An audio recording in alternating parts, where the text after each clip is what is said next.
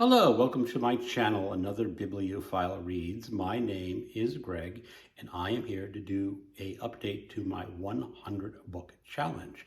If you are not familiar with this challenge, it was created by the evil mastermind Criminali, and it is a challenge to read 100 books that you already own before you can buy a new book.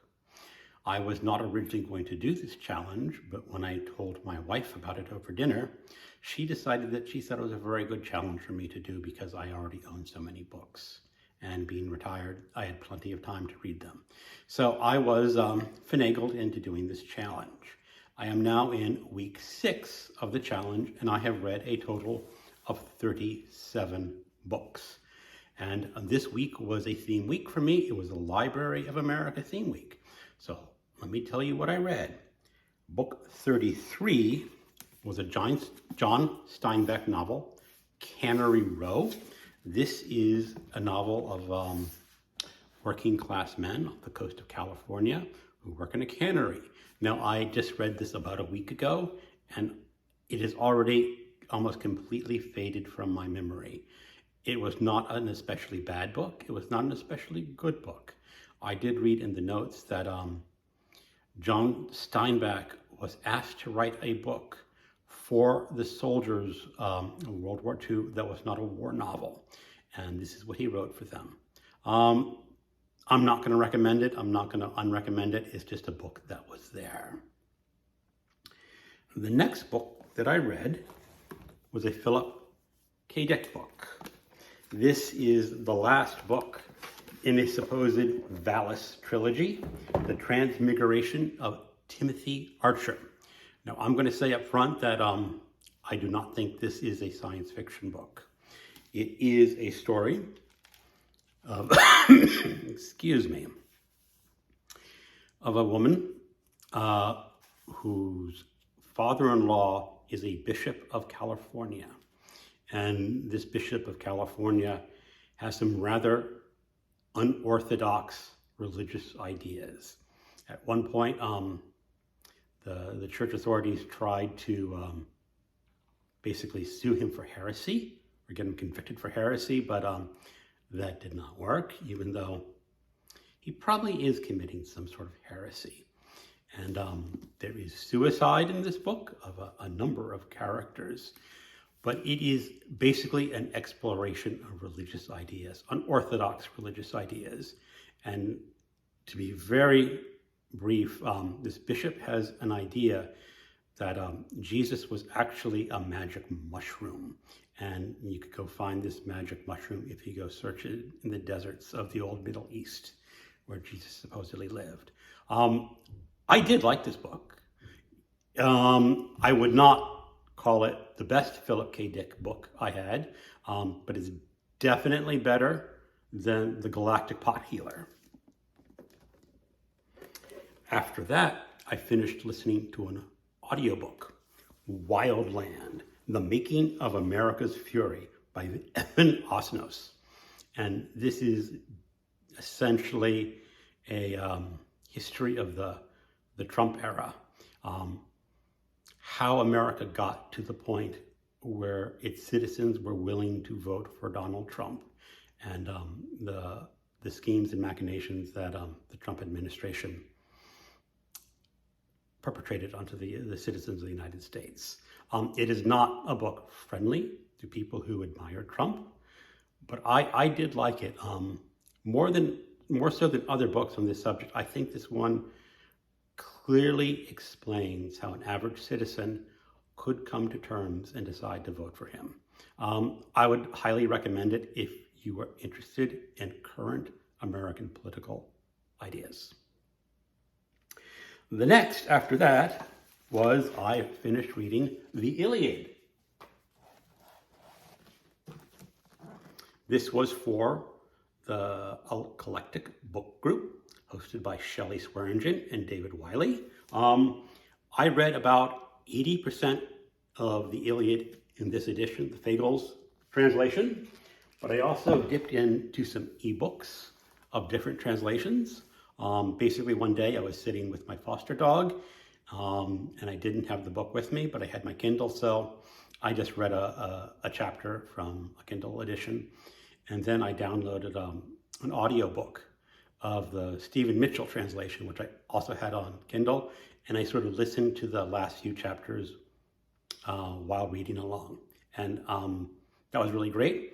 I also think that the last few books of the Iliad are the best. This is where Achilles' friend Patroclus goes into battle and dies, and Achilles goes ape on the Trojans. And I do recommend the Iliad if you've never read that. After that, I had a surprise gift on December 30th. Back in September, I had pre-ordered a book from the Library of America, and it arrived. And it is Moliere, translated by Richard Weber.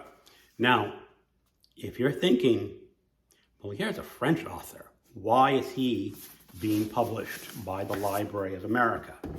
And it is technically not part of the canonical Library of America series. If you look down in the page right there, you'll see Library of America Special Publications. And what they're doing is they're highlighting a great American translator of French literature. And I read the play, The Misanthrope.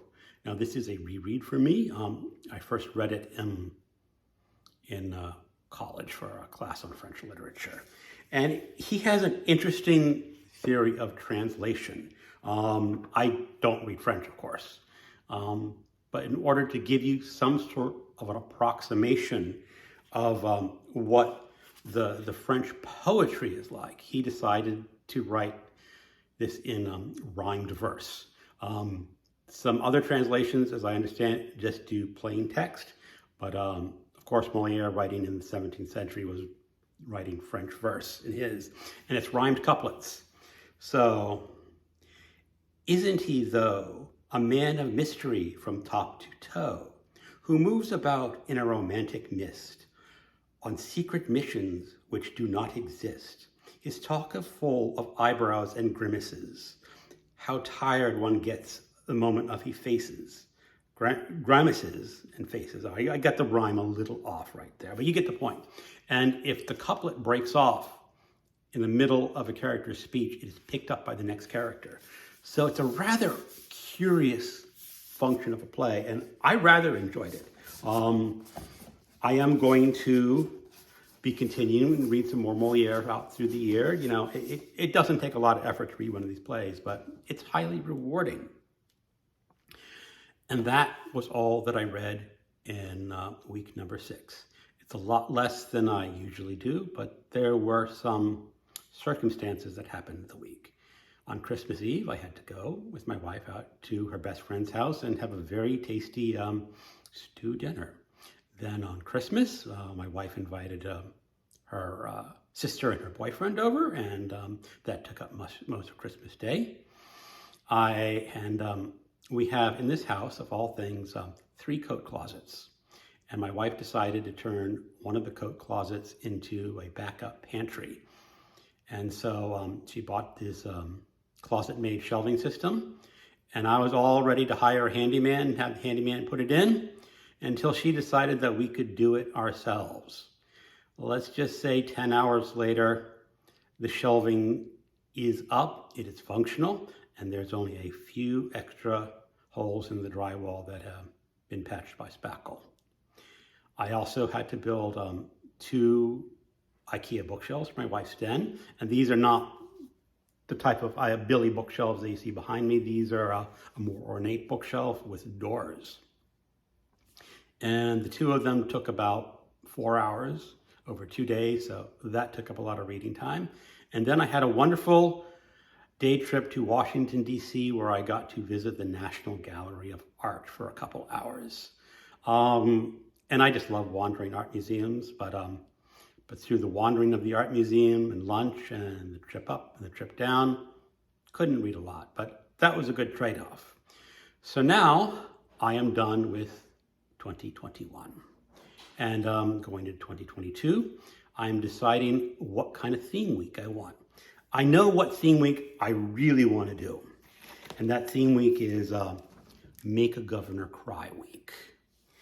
And in order to do that, the governor of Virginia had a lot of things to say about Beloved by Toni Morrison.